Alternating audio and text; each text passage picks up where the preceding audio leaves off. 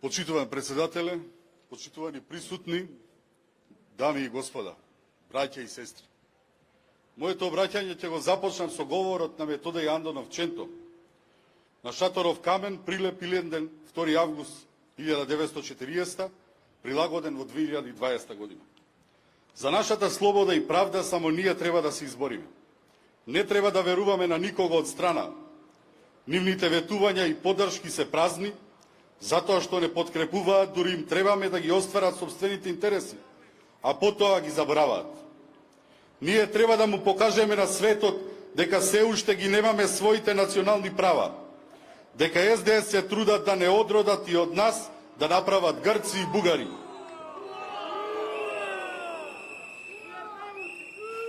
Застрашувачки како после 80 години, одговорот на Ченто ние не успеавме да го убедиме светот за своите национални права.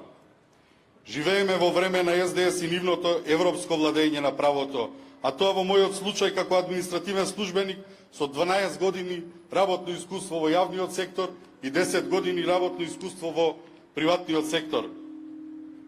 Тоа значи континуирано омаловажување, закани, притисоци со кривични, дисциплински постапки само заради мојата национална, етничка, партиска припадност и социјален, односно активизам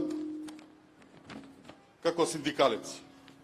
2 пати ми изрекуваат отказ од работа затоа што сум го нарушил, замислете, собствениот углед.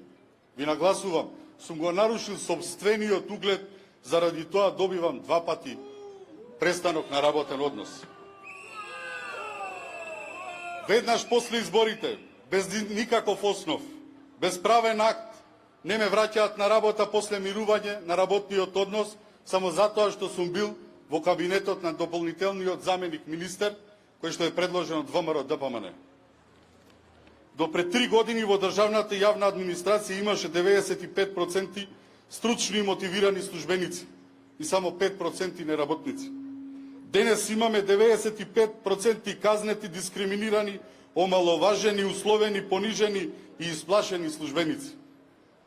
А замислете, 5% се привилегирани, нестручни, полуписмени, уништувачи на институции, за кои 7 пати се менува законот за административни службеници, законот за вработени во јавниот сектор, само за да ги укинат критериумите стручност и компетентност. Дека сериозно му пристапуваат на реваншизмот, СДСМ со нивното европско владење на правото 2 месеци не постапуваат по мојот предмет ниту еден инспекторат, додека инспекцијскиот совет, второстепени комисии, народен правобранител, невладин сектор и медиумите се само декор во новото хибридно општество во кое не можам да го остварам елементарното и ноторно право, правото од работен однос да се вратам после мирување. Замислете само доколку како реципроцитет и на ист начин се постапува во иднина и на сите избрани и именувани лица кои денес, после завршување на мандатот, да не може да се вратат на претходните работни места и со месеци да бидат без плата, без здравствено осигурување и без никаков правен акт, едноставно да не ги примаат на работа и со едноставна изјава да им кажат не доаѓајте на работа, вршите притисок. Браќа и сестри, стравот е страшен само за оние што му се плашат. Јас се борев за совршенство во делокругот на моето работење и ќе продолжам по тој пат, но денес како македонец од Македонија се борам за слобода и за правда. Народот е заблуден, заслепен и излажан. Нашите идеолошки предци лесно регрутирале нови борци за слобода, затоа што независно од условите за живот, на повикот за слободна Македонија веднаш пристапувале. Денес македонците ја игнорираат реалноста и поверуваат на ликови кои се прикажуваат како светци, а во суштина се волци крволочни. Затоа наша е обврската да ја обзнаниме вистината и реалноста и да ја пренесеме на секој граѓанин. Правда повеќе не постои. Ниту едно семејство не е извлечено од сиромаштија, напротив, се зголемува сиромаштијата. Бесплатно образование стана привилегија на богатите, а сиромашните се стигматизираат. Бизнисмените не го шират своето производство, се борат како да обезбедат средства за своите фиксни трошоци. Земјоделците повеќе пари ќе добијат ако ги зафати временска непогода, отколку да го продадат својот производ.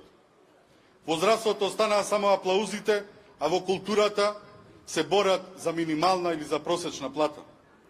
Сплотени и силни ќе го победиме злото. Ќе ја вратиме слободата, ќе ја вратиме насмевката и единствената грижа ќе ни биде како да бидеме совршени во работата која сме ја одбрале. Слобода и правда за Македонија.